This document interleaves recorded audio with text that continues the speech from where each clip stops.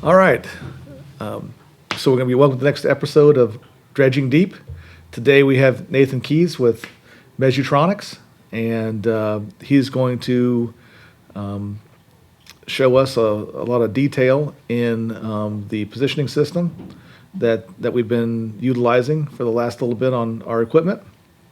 Nathan, before we get started in that, though, how did you come to Measutronics, and what led you down to this career path?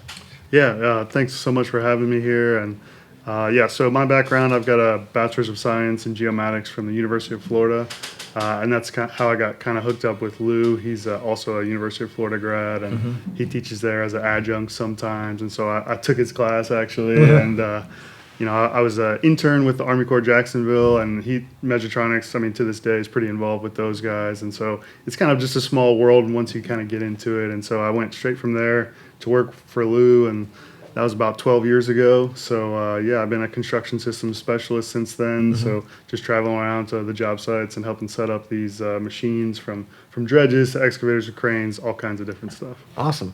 And are you based in the Florida office, or are you based on the West Coast? Yeah, so for about the first 5 or 6 years, I was in the Lakeland, Florida office, and then about 5 or 6 years ago, moved out west to the Vancouver, Washington office, and that's where we're at now. And you lead that office out there, is that right? Yeah, that's right. That's okay, right. Awesome. So we were talking about trying to delve into the kind of the nuts and bolts of what that positioning system looks like. Yeah. So I'll let you tear into it. Yeah, absolutely.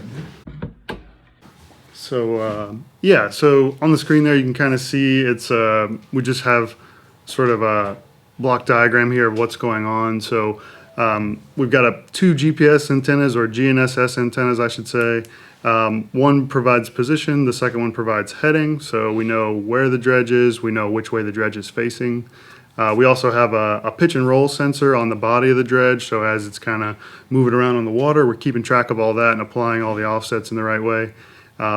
We put in a cellular modem so that if there's any sort of issues, we can log in and take over, or if anything needs to be changed, we can just see exactly what the operator's seeing as well. We also have an angle sensor on the ladder itself that goes in a nice big stainless steel submersible box to kind of protect it, and if it needs to go underwater, it can. And that keeps track of the angle, so as the ladder's moving up and down, we're keeping track of all of that. And then the last piece, we've got the Trimble Marine Construction software. So it's taking input from all these different sensors, it's applying geodetic parameters, applying all of our offsets, giving the operator something to look at, and making sure we put everything sort of in the right place. And so when you've got kind of all this stuff on the dredge and everything's all set up, we have to do some measurements, right? We've got to get the ladder length, we've got to do some calibration. And once we get that done, it kind of looks something like this. And so this is a typical dredge screen here, and so this is the TMC Trimble Marine Construction software. So on the left, we've just got kind of a standard plan view, top down. So we've got some nice custom shapes in here. So this is a custom DredgeWorks dredge, and so you guys provided these shapes to us, and so we can, there are some generic shapes in there, but we can make it look exactly like it looks in real life, like you see here. And so, just top-down view on the left-hand side. On the right, I've got two profile views in there, and so you can kind of see I've got the water surface line up in the upper right there. Also, we've got a hydrographic survey of the existing ground in there. And so that's kind of on the left, you can see it has these different colors. So red is shallower and darker blue is deeper. On the right, it shows up as that sort of dark gray surface. And so as the dredge kind of moves through the surface, it eats away at it. So I just turn the logging on there so you can kind of see. And this is how we track where the dredge has been and at what depth or elevation it's been. So I've got a couple of numeric items there on the lower right, both the elevation and the depth. So we're keeping track of both. So as the ladder kind of can move up and down, those numbers change a little bit, and you can kind of see that there. And so Yeah, so this is kind of typical what you might see. They're all totally customizable views. And I noticed that the color map changes as well as you go. So I can see there was a spot where we were deep, and then you picked the ladder up, and now there's an empty spot there. Exactly. So you can kind of see that. And right now we're just doing the color that you see here is just based on elevation. But we can also, if there's a target grade you're trying to get to, we can put that in there, and we can do a delta color map. Is that kind of what the red and the green line is? Is that like a that's where we're looking to try to get to, like the target, and then the red would be like, that's the absolute bottom? Yeah. Or how it's set up right now anyways? Right. So we can do a number of things. So if there is a target grade, we can put those lines in there like the red and green. More often in the mines, they typically don't have like a target grade, but they might have like, okay, we think the good material is at in this band, and so like that's kind of what I've got set up there between the red and the green. That's like their high yield band, like what they're trying to get to. Okay. I got you. So if we have that information from core borings or other sources, then we can put it in there. It's all just based on surfaces, right? So if you saw one of the previous episodes, we're talking a lot about surfaces, and Right. When we get the surfaces, we can put them in here and show them. I think the strength is like we see the dredge, we see the existing ground, and then we see what they're trying to get to, all in one screen, all in one view.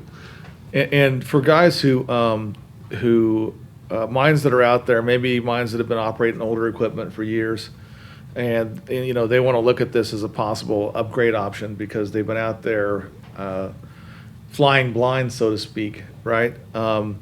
What do you? How long do you think it takes to like do an install for this? So I mean, on a custom DredgeWorks dredge, you guys give us a lot of help with the mounts and stuff like that, Right. and so we're able to knock them out pretty quick. I mean, the installation itself is about maybe day and a half, something like that, and then we usually do probably about a half a day in calibration and training and stuff like that. So I mean, you're looking at 2 days if things are going well. I mean, maybe out to 3, just depending on how it goes, but 2 to 3 days. Yeah. And I think a lot of operators they're kind of nervous of this technology because it seems like a lot. Like you look at it, and you go, "Oh my gosh, there's a lot to this."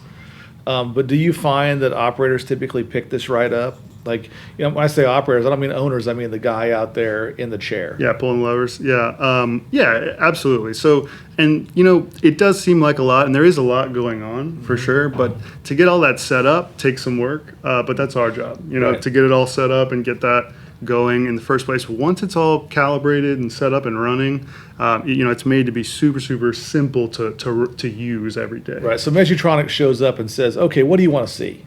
Okay, and then the operator, the owner, whatever, they kind of they tell you kind of what they'd like to see. Here are your options. Then you set the screen up to be as what they want, and then pretty much at that point they don't have to touch it for the most part. That's right. I mean, and so, we'll say, yeah, what do you want to see? What's important to you, and they might not know exactly what they want to see. So we might set it up, something like is typical, what other guys have liked. And then we'll check in with them 2 weeks later once they've been using it. And we'll say, hey, how do you like it? And, they might say, oh, I don't really, this one at the top I use, the one on the left I use, but I don't really use this one in the lower right. So Yeah. I can close it. I can make this one bigger. Right. It's all totally customizable. Or they might say, these 2D ones are good, but, I really prefer this 3D one where I can kind of circle around and see everything. Yeah, yeah. I mean, that's a pretty impressive view right there. Yeah, I mean, really. Yeah, and again, these are the real shapes. Like, so this is what the actual dredge looks like. So Right. we've got that ability, and you can kind of see the whole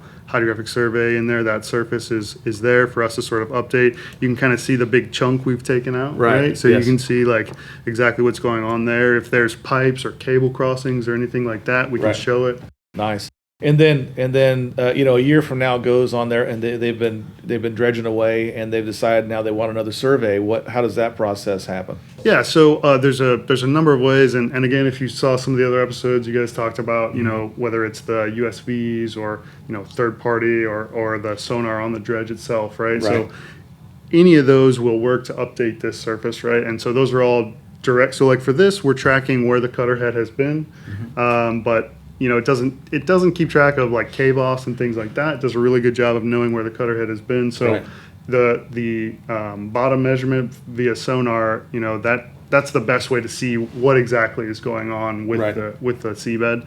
And so we get that information.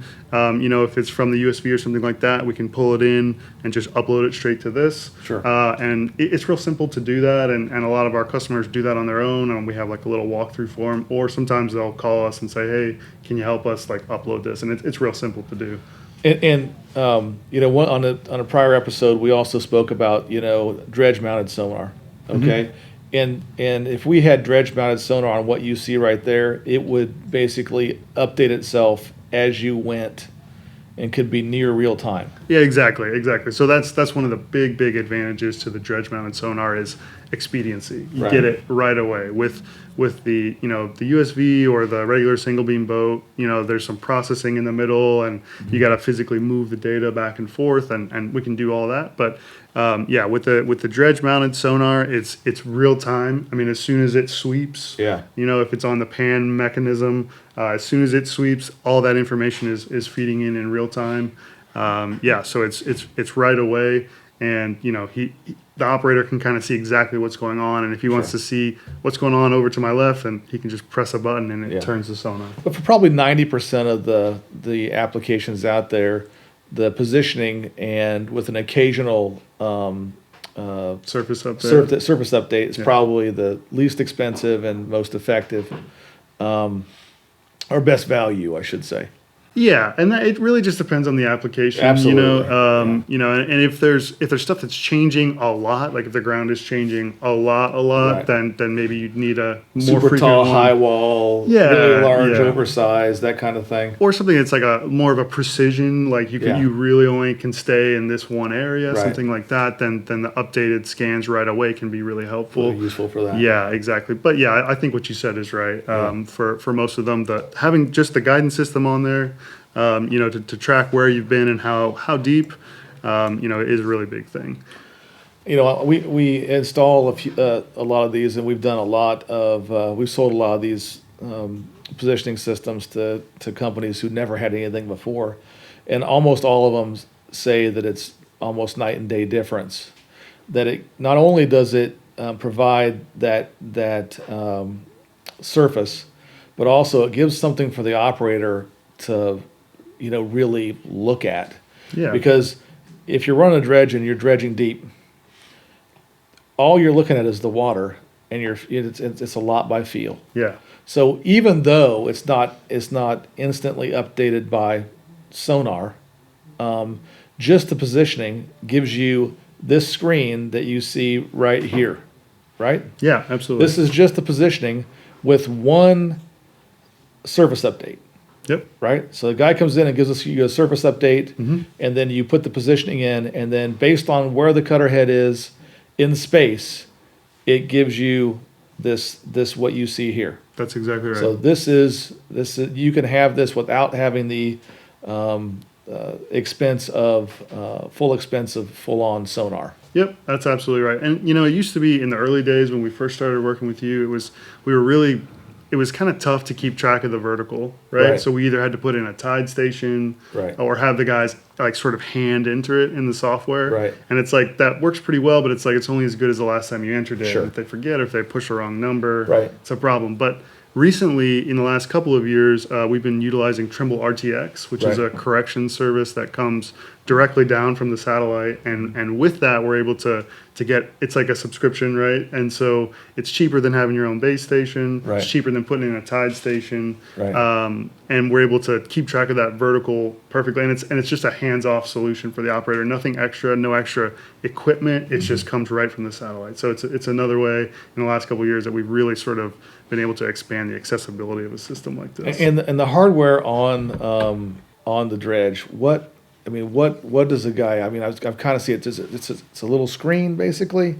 Talk about that for a second. Yeah, so some of the stuff I showed at the beginning, right? So like there's two GPS antennas, right? Like there's some hardware like that. But what the operator is interfacing with is a computer screen. Yeah, that's what I was- and that's part of the system there, right? So we've got like a really nice sunlight readable screen that we're using from Trimble. It's weather sealed, all that stuff. So it's got a pretty good touchscreen on it. We usually provide mouse and keyboard also, but yeah, so that's what he can see, and during the training, we go through with him, we go through the operator, what he's looking at, what we could change if he wanted to change things. Right. So, and sometimes, they get really good with it and they can change it themselves, Yeah. or sometimes they might call us and say, hey, this is looking good, but, the colors look a little Give me a off. hand. Can we do this? Yeah. Yeah. And then we just, because we've got the internet on there, we can just log right in, take care of that, and that, usually we get them turned around. But I mean, the operator basically, it's a screen with the computer built into it, more or less, right? That's exactly right. It's a monitor and a computer, both in the same kind of box. Exactly. Nice. Exactly. So it's pretty low profile. It doesn't take up too much space. Yeah. Well, I think that pretty much explains kind of how it looks, how it's supposed to look, and how it pretty much works. I appreciate you coming out and giving me this demonstration. Yeah, absolutely. Thanks so And much. I'm sure we'll do another one before too long. Yeah, sounds good. Thanks, Thanks a John. lot. Appreciate it. Bye bye.